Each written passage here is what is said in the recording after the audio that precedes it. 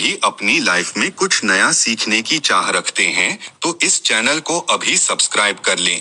दोस्तों, इस वर्ष 2023 में 10 नवंबर को धनतेरस है और धनतेरस पर कुछ ना कुछ खरीदने का प्रावधान है, चाहे आप धनिया ही क्यों ना खरीदे। परंतु धनतेरस के दिन जो भी चीज खरीदते हैं उसमें दोस्तों 13 गुना बढ़ोतरी होता है। इसलिए लोग धनतेरस के दिन वाहन खरीदते हैं, बहुत सारे लोग गहने खरीदते हैं, सोना चांदी इत्यादि खरीदते हैं। तो इस वीडियो में मैं आप लोगों को धनतेरस संबंधी संपूर्ण जानकारी बताया हूँ। धनतेरस पर सिर्फ आप 2 रुपए की यह एक चीज लेकर आए, घर में चमक जाएंगी, किस्मत धन बरसेगा।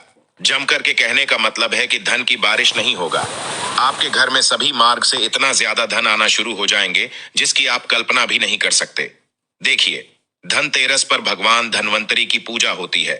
धनवंतरी को आयुर्वेद का जन्मदाता और झांता समझा जाता है। ढंग से देखना, तब आपको समझ में आएंगे। और इस दिन हमें क्या खरीदना चाहिए ये भी मैं आप लोगों को बता रहा हूँ। सिर्फ 2 रुपए का चीज इस दिन बहुत ही सस्ती, मात्र कुछ ऐसी चीज होते हैं जिसे खरीदने से रोग और सुख ये दोनों मिट जाते हैं और जातक को सुख और समृद्धि की प्राप्ति होती है। आप अपने स्वार्थ अनुसार आज के वीडियो में बताएंगे कुछ ऐसे सामग्री है जिसे आप खरीद सकते हैं। अब आखिर जानते हैं धनतेरस के दिन हमें क्यों खरीदना चाहिए, बाकी दिन क्यों नहीं खरीदना चाहिए। देखिए, जो धनतेरस का दिन होता ये धन प्राप्ति करने का सर्वश्रेष्ठ दिन समझा जाता है। धनतेरस के दिन जो भी वस्तु खरीदते हैं उसमें 13 गुना ज्यादा असर बढ़ जाता है, अर्थात अच्छा तो हो जाता है।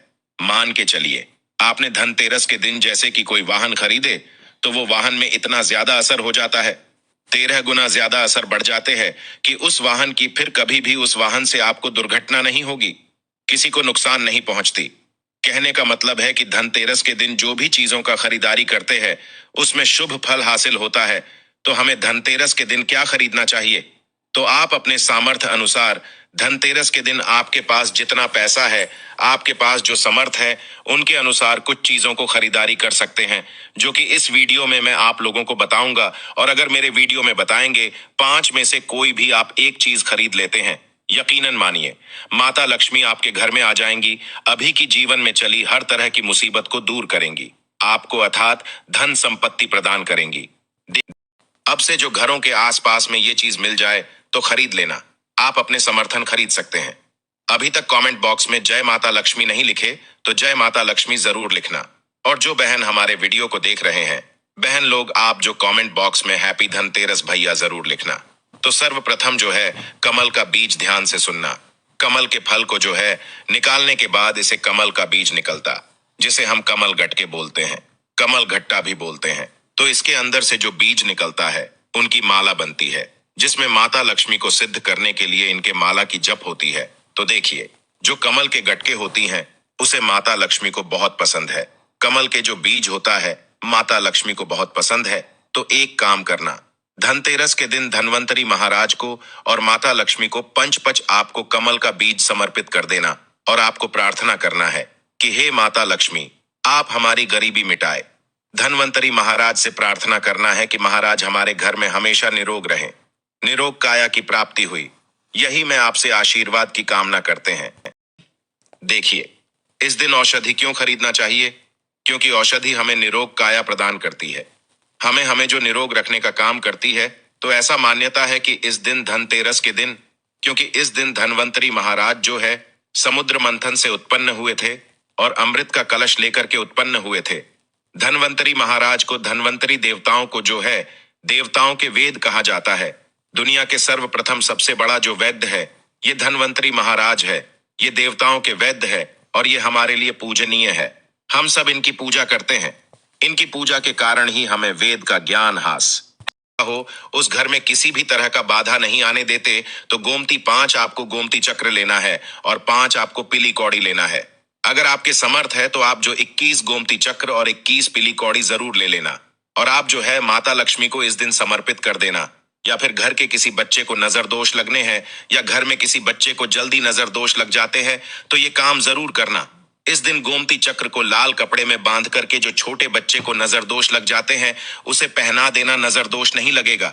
जिनके घर में लंबे समय से बीमारी है, जो बीमार से छुटकारा पाना चाहती है, खुद आपको कोई रोग हो, आप चाहते हैं कि वो रोग से आपको मुक्ति मिल जाए, या फिर कोई लोग आपके ऊपर में किए कराया कर देते हैं तो आपको इस दिन 7 गुमती चक्र लेना और शरीर से 7 बार उतारा करके इसे बहते हुए जल में बहा देना है। बहते हुए जल की निर्मल धारा में प्रवाहित कर देना है। बिल्कुल ही जल के धारा के साथ में आपके शरीर में किए गए तंत्र विकार गुमती चक्र खींच लेंगे, बहा देंगे और आप आजीवन बीमारी से मुक्त रहेंगे। इसके बाद है झाड़ू। इस दिन क्यों खरीदना चाहिए? क्योंकि झाड़ू को माता लक्ष्मी का स्वरूप समझा जाता है। धर्मशास्त्र भी कहते हैं जो झाड़ू है ये लक्ष्मी, जो कचरे हैं राहु हैं, तो जो झाड़ू है हमारे घर से कचरे को बाहर फेंकने का काम करते हैं, अर्थात ये निकालते हैं। झाड़ू से हम कचरे को साफ करते हैं। तो झाड़ू किसे? झाड़ू को लक्ष्मी कहा जाता है, कचरे को राहु। तो झाड़ू रूपी जो लक्ष्मी है, कचरे रूपी राहु को हमारे घर से बाहर फेंकने का काम करते हैं। जहां पे गंदगी वातावरण हो वहां पे राहु आते हैं, वहां पे केतु आते हैं, वहां पे फिर नकारात्मक चीजों के असर बढ़ते हैं। इसलिए झाड़ू घर में रखने से झाड़ू को सकारात्मकता ये लाती है। माता लक्ष्मी के ही स्वरूप कहा गए हैं। तो आपको धनतेरस के दिन 2 जोड़ा झाड़ू लाना चाहिए। आपको जोड़े के स्वरूप में झाड़ू लाना चाहिए और इसे लाकर के जैसे देवी माता लक्ष्मी की आप पूजा करते हैं उसी तरह झाड़ू की भी पूजा करना है और इसे आपको प्रार्थना करना है कि हे माता लक्ष्मी, अब के कृपा से हमारे घर में पूरे साल पूरे वर्ष भर अन्न धन की कमी ना हो। इस तरह से प्रार्थना करना है। झाड़ू को माता लक्ष्मी का स्वरूप आपको मानना है। झाड़ू माता लक्ष्मी के ही स्वरूप कहेंगे। इसके बाद है धनिया। मैं पिछले वाले वीडियो में भी बताया था, धनिया की जो संबंध होता है सीधा धन की देवी माता लक्ष्मी से। देखिए, आज भी ग्रामीण क्षेत्र में धनतेरस के दिन धनिया बोए जाते हैं। ऐसा समझा जाता है धनतेरस के दिन कोई मानव घर में धनिया खरीद करके लाए और इसे बोते हैं तो ऐसे मानव के जीवन में जैसे जैसे धनिया कार्य में बनना शुरू होते हैं वैसे वैसे ऐसे मानव की जीवन में परेशानी है, चाहे धन संबंधी परेशानी हो, चाहे किसी भी तरह का परेशानी, व परेशानी दूर होता है। जैसे जैसे धनिया का कार्य बढ़ता है वैसे वैसे मानव की अध्यात्म उन्नति होता है। तो कैसा करना होता है? तो आपको मार्केट एक मुट्ठी धनिया खरीद करके लाना है। आप चाहते हो तो 1 किलो भी खरीद करके ला सकते हैं, परंतु उपाय बता रहा हूं। इसमें आपको 1 मुट्ठी धनिया चाहिए। 1 मुट्ठी धनिया को लाल कलर के वस्त्र में आपको डाल देना है और इसे माता लक्ष्मी के श्री चरणों में समर्पित कर देना है। आपको प्रार्थना करने की, माता इस धनिया से हमारा दुर्भाग्य दूर हो।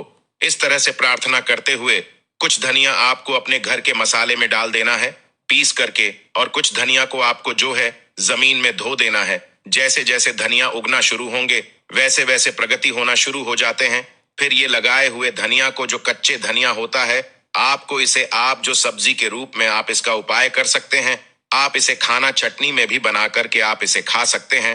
जैसे जैसे आप इसे खाना शुरू करेंगे जैसे जैसे आपके जीवन में अध्यात्म उन्नति होना शुरू हो जाते हैं। देखिए, हम 5 उपाय बताएं, सबसे सरल उपाय बताए हैं। जिस उपाय से आपका भला होगा, आपका कल्याण होगा। तो आप अपने अनुसार 5 में से कोई भी एक वस्तु अपने घर में जरूर खरीद करके लाइए, आपके अध्यात्म होगा।